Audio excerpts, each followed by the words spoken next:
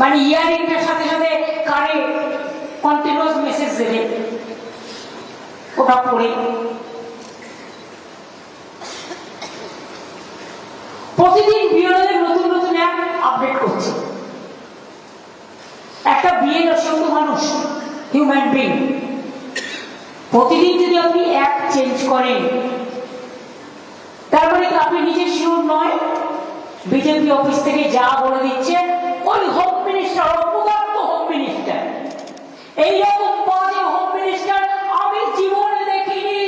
স্বৈরাচারী, দুরাচারী, বাদবাকি ওয়ার্ডগুলো তোলা থাকলো, সবকিছু একসাথে বলতে নেই। বাংলায় আমাদের অনেক টিপিক্যাল টাইপের ওয়ার্ড আছে। তিনি টোটালটা কন্ট্রোল করছেন, প্রধানমন্ত্রীও কন্ট্রোল করেন। আমার ডাউট আছে প্রধানমন্ত্রীকে উনিই কন্ট্রোল করেন আর দেশটাকে উনি কন্ট্রোল করেন। দাঙ্গাকারীরা যদি দেশ চালায়, সে দেশের কি হতে পারে? যা হচ্ছে দেখতেই পাচ্ছেন। মাথায় বুদ্ধি আছে? ফাদার অফ দ্য নেশনের নাম গান্ধীজি কি করলো? রাম নাম। রাম নামের প্রতি আমার কোনো আপত্তি নেই, ওটা তো একটা মহাকাব্য। কিন্তু আমি দেখেছি হিন্দুস্থলীরা, হিন্দিভাষীরা যখন ডেড বডি ক্রিমেশনের জন্য নিয়ে যায়, ওরা আমরা যেমন বলি বলো বলি হরি বল, ওরা বলে রাম নাম সত্য হ্যায়, রাম নাম সত্য হ্যায়। তো কি দেশটাকে রাম নাম সত্য হ্যায় বিনাশের কালে নিয়ে যাচ্ছেন, বিসর্জনের কালে নিয়ে যাচ্ছেন, গান্ধীজির কথা, গান্ধীজিকে বাদ দিয়ে।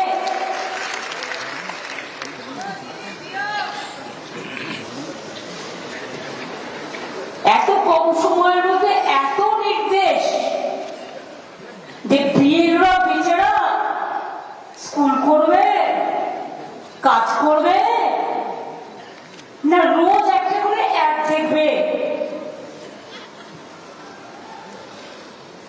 কোন প্ল্যানিং নেই, আনপ্ল্যান।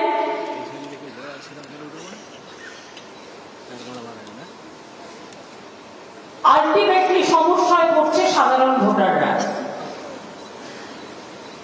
আজকে বলে দেওয়া হচ্ছে এখানে যারা বিহারের মানুষরা চাকরি করে, ইউপির লোকেরা চাকরি করে, ঘর বাড়ি আছে, যে তোমার বিহারের ভোটটা কাটতে হবে না, তোমার সম্পত্তির অধিকার কে নেবে? ভুল,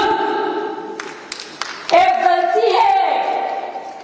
आप अगर बिहार में वोट नहीं दिया है, आप अगर इधर में रहते नौकरी करते हैं, आपका फैमिली है, आपका प्रॉपर्टी लेने का हकीकत इलेक्शन कमीशन का नहीं है, ये आपका राइट टू प्रॉपर्टी है, संपत्ति का अधिकार, ये आपका अधिकार मानते हैं।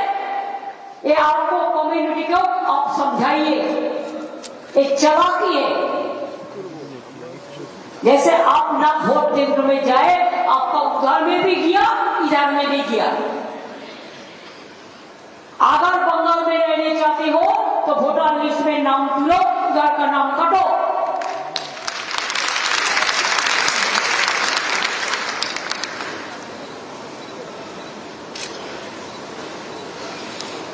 কোন বিধানসভায় দিচ্ছে বাংলায় ডাকলিস্ট, তো কোন বিধানসভায় ইংলিশ।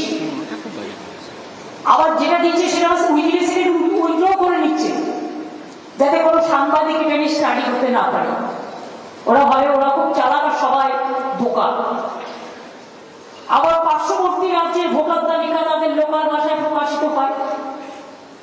এই ভাষাগত সমস্যার কারণে বিএলওরা তো সাঁওতালি ভাষা জানে না। অনেকে কি করে জানবে অলচিকি ভাষা, কি করে জানবে রাজবংশী ভাষা, কি করে জানবে কমতাপুরী ভাষা, কি করে জানবে নানা রকম সাদরি ভাষা, কুরুক ভাষা, কুরমালি ভাষা, নানা রকম ল্যাঙ্গুয়েজ আছে। ফলে বিএলও অ্যাপে অনেক ক্ষেত্রে অনেক জেনুইন ভোটারকে ম্যাপিংই করা হয়নি। আর 2002 সিপিএম ছিল মার্কা মারা দল, একেবারে অনেকের নাম বাদ দিয়ে দিয়েছিল তখন, তাই তো?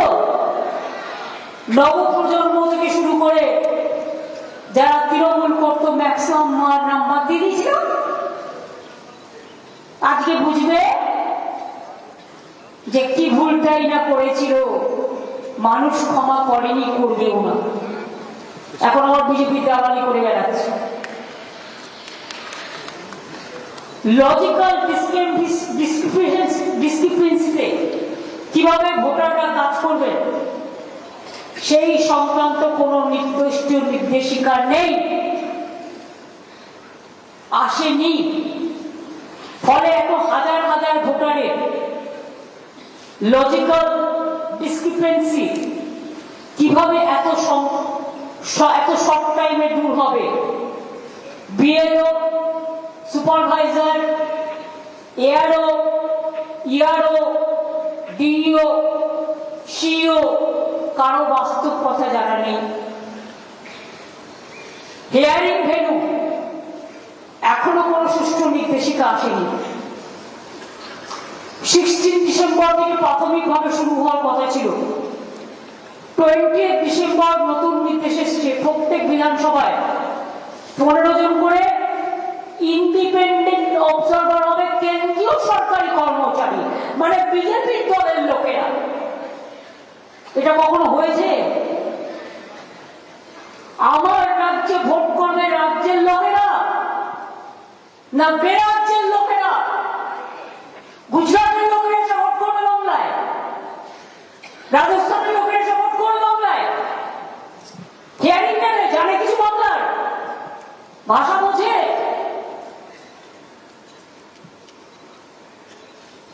সবকিছুর একটা লিমিট থাকা দরকার।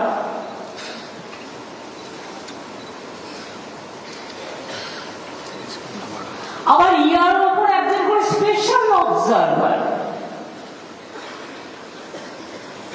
যাতে ইয়েলো বাথরুমে গেলে তো পার্সপেশন পিছনে যাবে না, সে ওয়াশরুমে যাচ্ছে কিনা, খেতে যাচ্ছে কিনা সেটাও দেখতে যাবে না। এই কথাগুলো আপনাদের বললাম তার কারণ আপনাদের এটা জানতে হবে। এরপরে আমি আপনাদের কতগুলো কথা বলছি। আমাদের কাজ হচ্ছে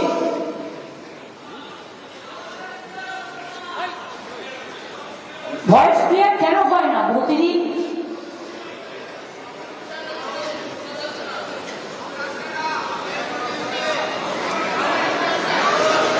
মাইক